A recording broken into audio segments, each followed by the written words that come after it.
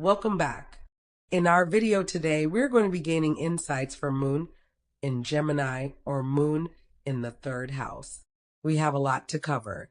So go ahead and put your headphones in and put your phone down, and let's discuss this placement and transit. First, let's break down what the Moon is all about. The Moon has to deal with your instincts. It has to deal with how you feel on the most deepest level. Okay, so it has a lot to deal with your thought process and the way that you think. Okay, but more so from a gut instinct. Okay, so now the Moon is connected to Cancer. Cancer rules over the fourth house and the natal birth chart. So the Moon is about all your emotions. It has to deal with the way that you care for somebody, the way that you want someone to care for you, okay, in an emotional sense. So the third house is ruled by Gemini. Okay, and the third house has to deal with short distance travels, early childhood learning, early childhood upbringing. It also has to deal with your mind, your intellect, your intelligence, communication. It has to deal with body language. It has to deal with language in general. Okay, the third house also has to deal with your siblings. Okay, so let's jump into this right now. The Moon in the third house is a placement that cultivates a strong ability or desire to articulate what is felt, and also a very receptive attitude to intellectual disclosure and also ideas. Okay, so these people are very much positive, witty, and they also have good common sense. Okay, so when it comes to fields that they would be actually great in, it would be writing, because they do have amazing writing abilities along with being family historians. Okay, so these are the type of people that can find out a lot of information about their lineage, what went on and took place in the family dynamic, and things like that. Getting in touch with family members that are lost and things like that. These are these people. Also with writing, they can publish books. They're very good with words. They're very good with writing these things out, planning these things out.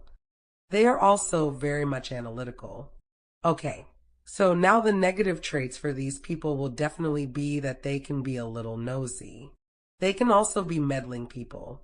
Unstable when it comes to their moods. At times these people would actually be when it comes to the negative side to them. So they are the intuitive communicators. Okay, so these people communicate in a whole different level. Okay, they're using their intuition when they are communicating with others. That's powerful. So these women and men operate on a mental level, then an emotional level. So this does not mean that people that have Moon in the third house or Moon in Gemini, it does not mean that they don't have emotions and things like that. They can choose to move on a mental level more than an emotional level. Sometimes they can swing back and forth. So they are blessed by the universe with the gift to gab. These are some strong communicators. They know how to communicate on the highest octave. So these are the types that stay in contact with people that they know, people that they grew up with. So people in the neighborhood, people in their hood, co-workers, family members, acquaintances. Okay, they can stay very much connected to these people. These could be the type of people that call you every now and then just to say, hey, just to say, hey, how you doing? You know, I was thinking about you. You crossed my mind. These are these type of people. Also, these people can start a conversation with anybody. But now with their conversation, it can be more of a small talk conversation. A regular, degular conversation, not a deep conversation. However, they can have these deep conversations with people as well, but these are the kind of people that if you're in a supermarket, they're probably going to start talking to you, just saying shit to you. Oh, yeah, the meat is hot. Can't believe it's this high, they'll start doing things like that, okay? Or people may even start talking to them, and they'll start talking back to the people that's talking to them. Okay, more engaging, they're engaging. So moving the third house makes you an observer rather than being an overly emotional person. These people see the world as a source of information rather than a source of emotions. Okay, so you have a thirst for knowledge and you love to learn. These people are going to be learning from everything around them in their environment. Situations, difficult situations, they're going to learn from that. Okay, reading books, they're going to learn from that. Seeing things that's going on and taking place, they're going to learn from that. These people are learners and they love knowledge. Okay, these people need knowledge and create intellectual interactions with other people. So their partners are definitely going to have to be people that are very much intelligent people, have something to say with substance, not the bullshit that people be talking about that nobody even cares about. No, they want to talk about serious topics, serious issues, and things like that and go back and forth, exchange ideas with you. This is what these people are about. So their partners are going to be mighty bright. That's what I'm going to say. So now, changing your opinions is seen by displacement. People can have a major influence over you, and you instinctively will follow them without thinking much about it. Okay, so other people around them in their world can have a major influence on these people.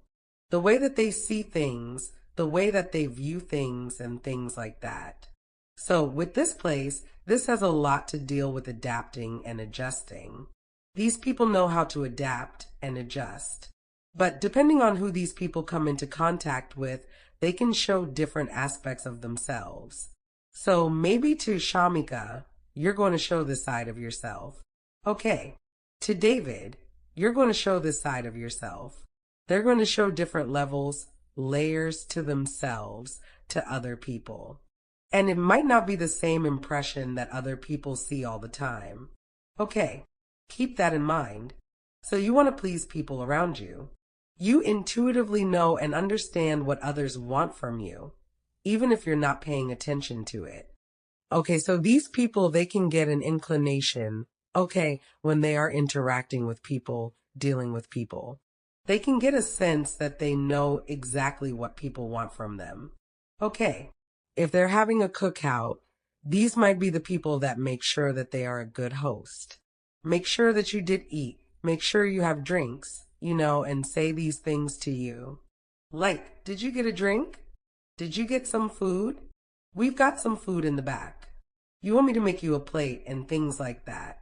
So, they're very accommodating in that kind of way. These people need to find balance between being overly emotional and too intellectual. They tend to get better at this. Older, okay, so as they reach adulthood, the balance between being overly emotional and too overly intellectual, they will learn how to balance this thing out. It could be a little confusing for them at times because they can be one or the other. They can be more intellectual than emotional. And sometimes they could be more emotional than intellectual. Okay, they could ping pong it back and forth when they decide to. So you will want to travel a lot and want a good relationship with your siblings. These are the type of people that family means a lot to them, means the world to them, and their siblings, their brothers and sisters mean a lot to them as well. They can also have friends that they consider as their siblings. Okay, this is why they keep those connections with people tight. Okay, can travel, it may be short distance travel. Okay, maybe they do a lot of moving around in the community. Maybe they do a lot of moving around in a hood. They could also go in and out of people's hoods. Okay, in and out of states, they in New York being Texas being a linear day, in Florida, in Chicago, they in Ohio. You see what I'm saying? A lot of that kind of traveling can be seen with displacement because these people love to explore and learn different things on their journey, okay, moving along. So these people, okay, when it comes to writing things, they will do very good with writing things out, formulating a plan, okay? Pouring out how they feel onto a piece of paper is very much ideal for these people. And it can even help them balance out that energy that they so much struggle with between the emotions and the intellect, okay? Someone in the third house has two sides to them. So you can be intellectual and rational and at other times emotional and unpredictable. So it is very much hard for you to just think you're going to know what these people are going to do at times because they can switch up real quick. They can do their own thing and you'll be left like, huh? Confused. So in some situations, you are able to control your emotions and feelings, while in other situations, you let your feelings rule everything about you. So as a result, these people could find it extremely difficult to balance themselves out. They have to find this balance in this lifetime between pouring out your emotions and throwing them all over the place and being too intellectual, being too headstrong. So on the negative side of this, you may at times let your emotions overpower you. Usually when you are excited and amped up about the needs, I'm sorry, not about the needs. When you are excited and amped up about a new idea or concept. So when these people get a new idea, a new point of view, and things like that, everything could be a little all over the place for them, a little scattery. Okay, that's the best word for this. These people could be scattered all over the place. They over here, over there. Their minds over here.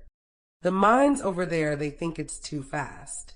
That's another thing, fast thinking mind, is I'm going on taking place, which you also lead to overthinking, okay, worrying a lot also, can be seen with this placement. So you can find it hard to find the balance between your mind and heart.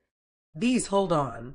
So this is something that you will learn to understand later on in life. Your confusing and changeable moods can become confusing and tough to keep up when it comes to other people. Okay, because you are so alert and so quick, so on point and so intelligent. These are the type of people that might always have a comeback to some shit that you say. Okay, always have a comeback to what you say. Okay, and it just comes just like lightning. Boop. You know, here we go. All right? So now this could confuse people that know you. It could be a little tough on the intellectual level because of the intellectual debate that you guys may be having. These people can adapt to different viewpoints too easily without hearing all the sides of an argument since they see the superficiality more and do not prefer to go deep. Okay, so these people could come up with a conclusion by hearing half of a story. Okay, this is a little bit difficult because you have to know both sides of a story in order to determine what really went on and took place and what really happened. So these can be the type of people that if they're speaking with maybe their friend and their friend's going through something in their relationships, okay, they can probably cling to what their friend is saying and just stand strong on what their friend is saying. Not being worried about what the other person did, what the other person said, and things like that. You see what I'm saying? So it can become a little bit confusing for these people. All right, that's all I have. Please leave a comment if anything resonates with you, and be sure to watch the next video to gain more insight on other transits and placements. I want to thank you for watching.